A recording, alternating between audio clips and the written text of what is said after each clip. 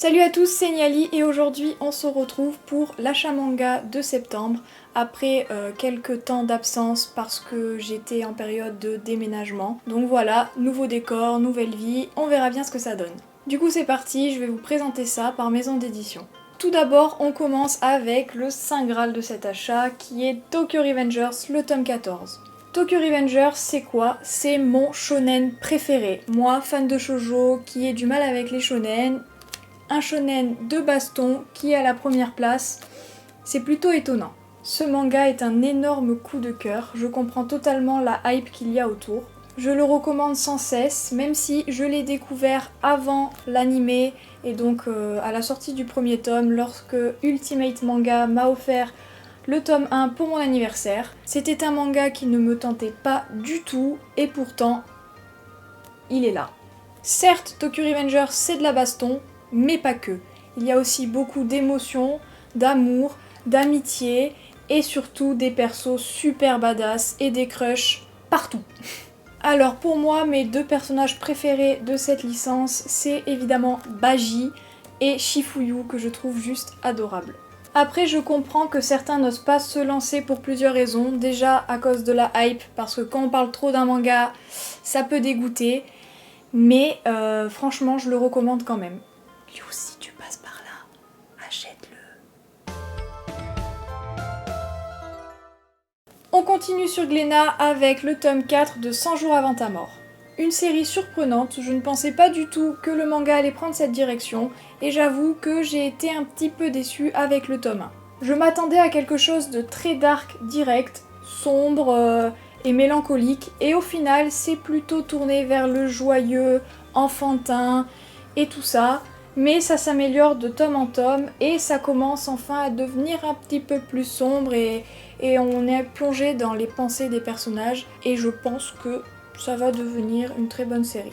Pour les dessins, c'est très rond, très plein, ils sont très jolis, très enfantins et malgré le manque de décor, franchement ils sont très très beaux.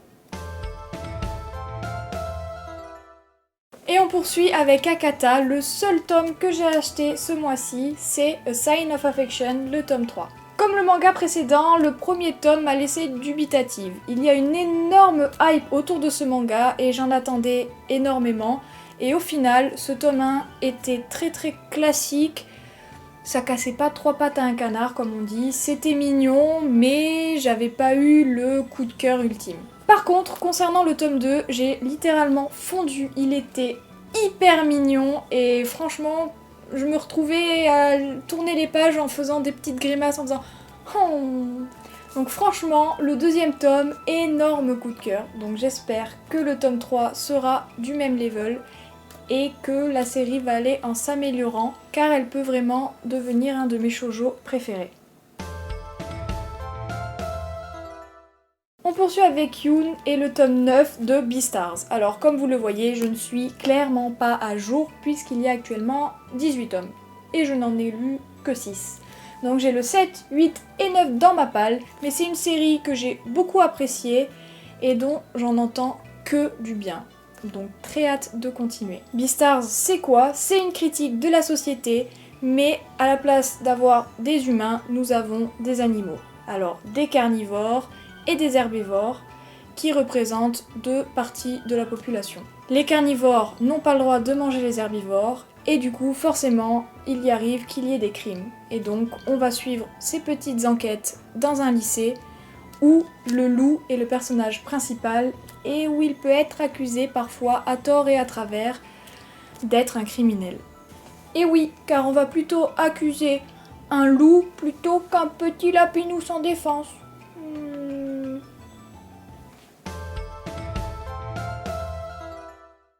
On poursuit avec le tome 5 de Les Carnets de l'apothicaire. Un très gros coup de cœur de l'année 2021, pourtant je n'en attendais pas beaucoup et surprise, j'ai adoré.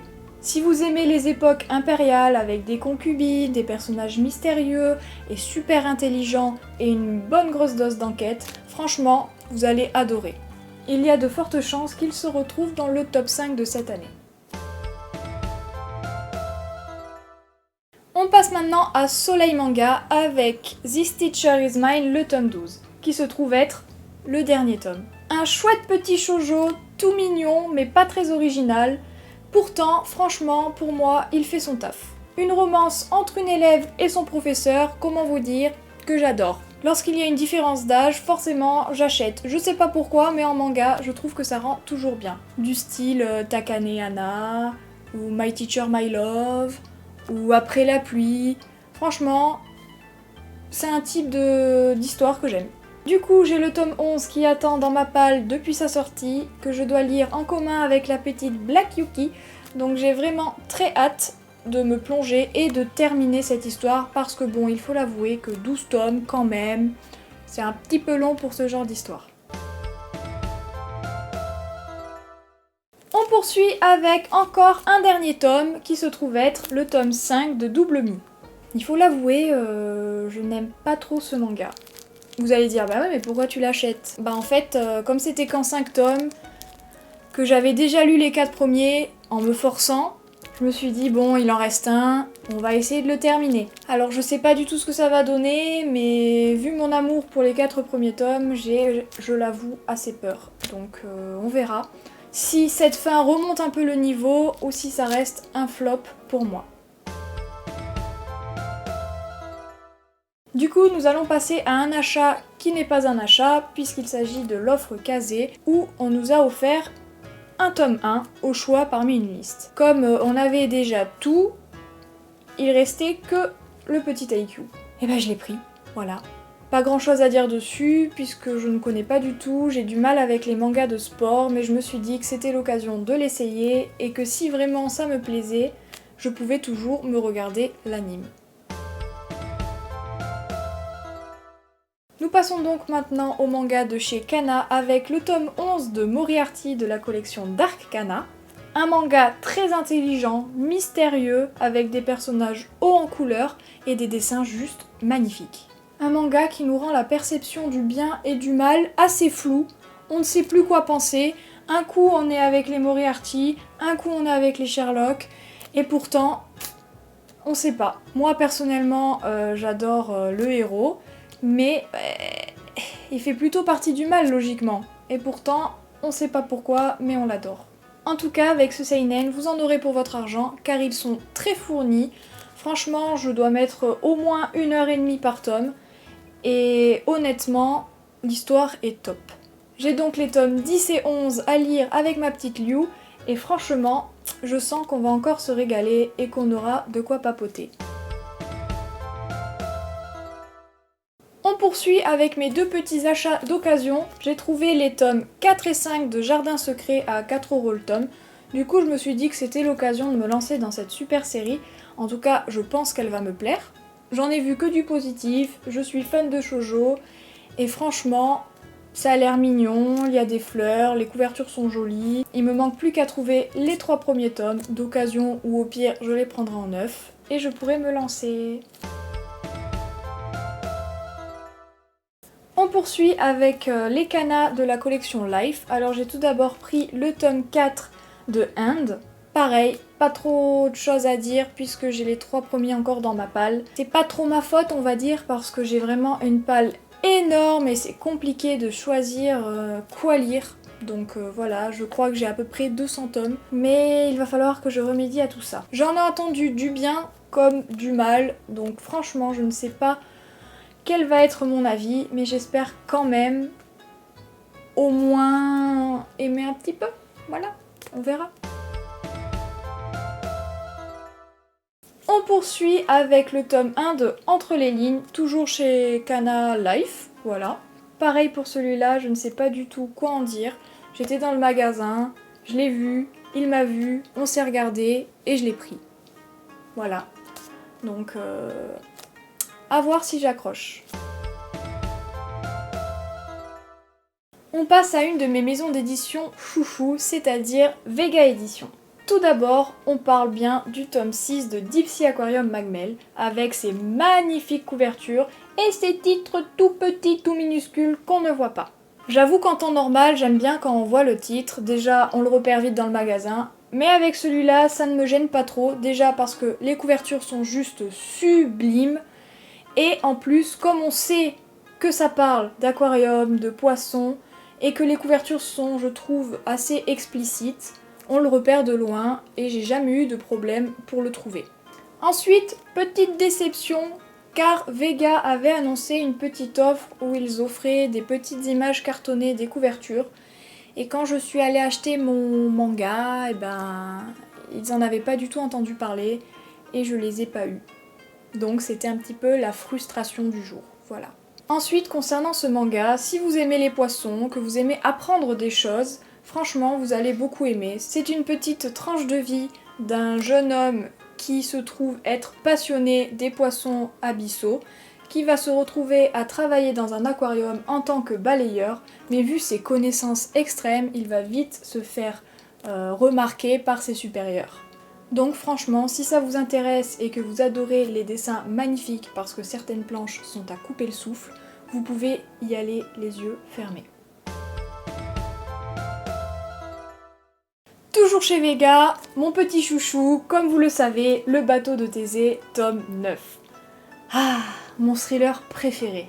J'en ai fait une grande propagande sur Instagram, beaucoup de gens ont craqué et beaucoup de gens ont adoré, alors si vous n'avez pas encore essayé ce super manga, franchement, foncez. Surtout que c'est bientôt terminé, ceci est l'avant-dernier tome. Donc le 10 sera le dernier et il sort en novembre il me semble. C'est le moment ou jamais de vous lancer dans cette superbe série qui va vous retourner le cerveau. On poursuit cet achat manga avec Pika Édition et le tome 7 collector de l'Atelier des Sorciers. Encore un manga que j'ai pas lu, mais qu'on m'a harcelé pour que je le lise.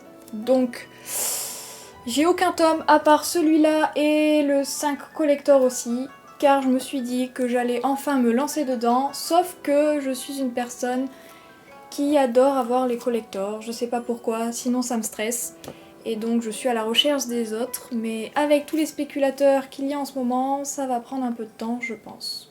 C'est pour ça que je me suis dit, il y a le tome 7, il en reste un, ben on va le prendre. Et vous devez vous dire, mais pourquoi t'as mis autant de temps ? En fait, j'ai vraiment du mal avec les mangas de magie, et avec la magie tout court d'ailleurs. Par exemple, je ne suis pas une super fan de Harry Potter, j'aime bien mais sans plus. Et donc je me suis dit que j'allais lui laisser sa chance tout de même.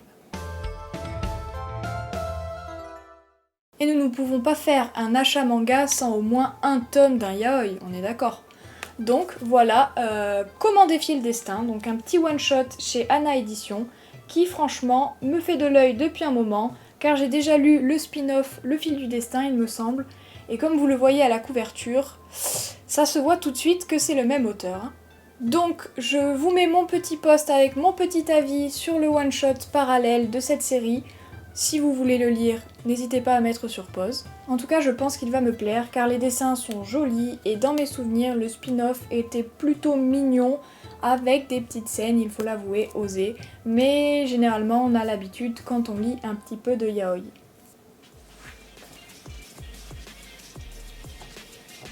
Bon, ben voilà le petit récapitulatif de mes 17 nouveaux mangas. Alors oui, j'ai un petit peu craqué, mais faut bien se faire plaisir parfois. Bon bah voilà, c'est fini pour aujourd'hui. J'espère que cette vidéo vous a plu et qu'on a quelques petits achats en commun. N'hésitez pas à me le dire en commentaire. Pensez aussi à vous abonner car c'est super motivant, à mettre le petit like. Et on se revoit dans une prochaine vidéo qui, je l'espère, sera dans pas trop longtemps. Bisous tout le monde!